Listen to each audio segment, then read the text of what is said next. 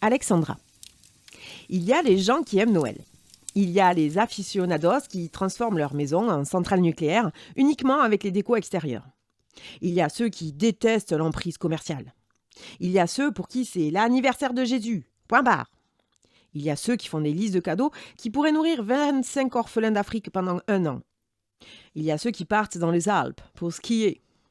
Il y a ceux qui changent la couleur des boules chaque année. Et puis, il y a Alexandra. Dès la mi-novembre, la mutation commence. Elle piaffe d'impatience. Elle attend avec un manque évident sa raison d'être du mois de décembre. Ce qui pour elle est la quintessence des fêtes de fin d'année. J'ai nommé les téléfilms de Noël. Un peu cliché, un peu standard, ça sent souvent la naphtaline niveau scénario. Linda, cardiologue pour animaux, n'a jamais décidé de partir s'installer dans la Creuse pour reprendre la librairie de sa grand-mère sans rencontrer de mec et finalement repartir en ville parce que le milieu rural a un accès aux soins totalement obsolète et déprimant. Non. On reste dans le traditionnel conte à la guimauve qui se termine toujours par une fin téléphonée dès la 12e minute. Mais elle s'en fout, Alexandra.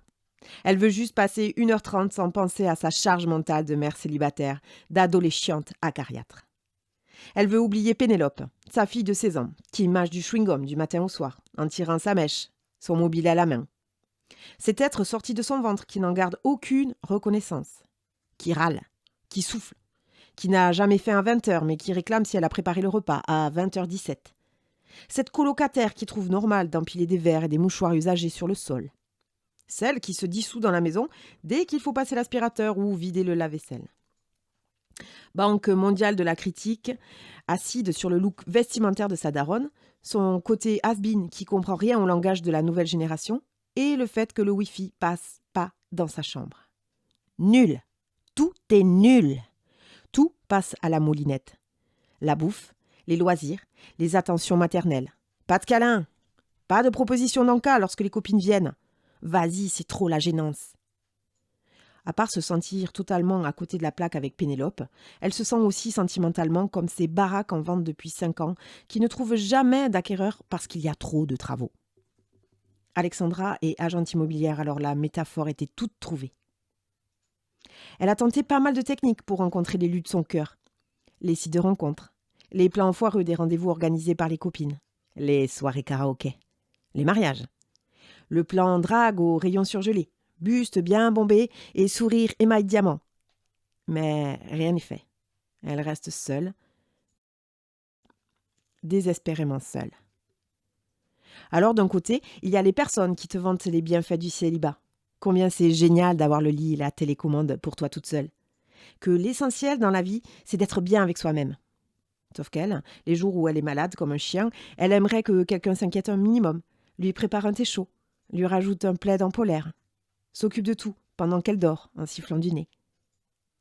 De l'autre côté, il y a les insistants, les persistants, les pressurisants. Ceux pour qui la norme exige qu'une femme de 40 ans ne termine pas seule, dépressive et alcoolique, parce que personne ne veut d'elle. Les mêmes personnes qui t'envisagent avec Didier, le voisin de 20 ans ton aîné, dont la dentition est aussi aléatoire que son sens de l'humour. Chaque repas de famille, c'est la même rengaine, les mêmes questions.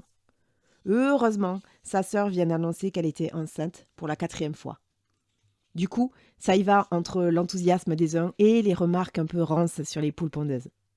Coincée dans cet univers où il ne fait pas toujours bon être une femme qui a divorcé, jetant l'opprobre sur toute la famille, Alexandra attend ce moment béni où la magie de Noël va venir étaler sur sa vie un peu de pâte à tartiner de l'amour.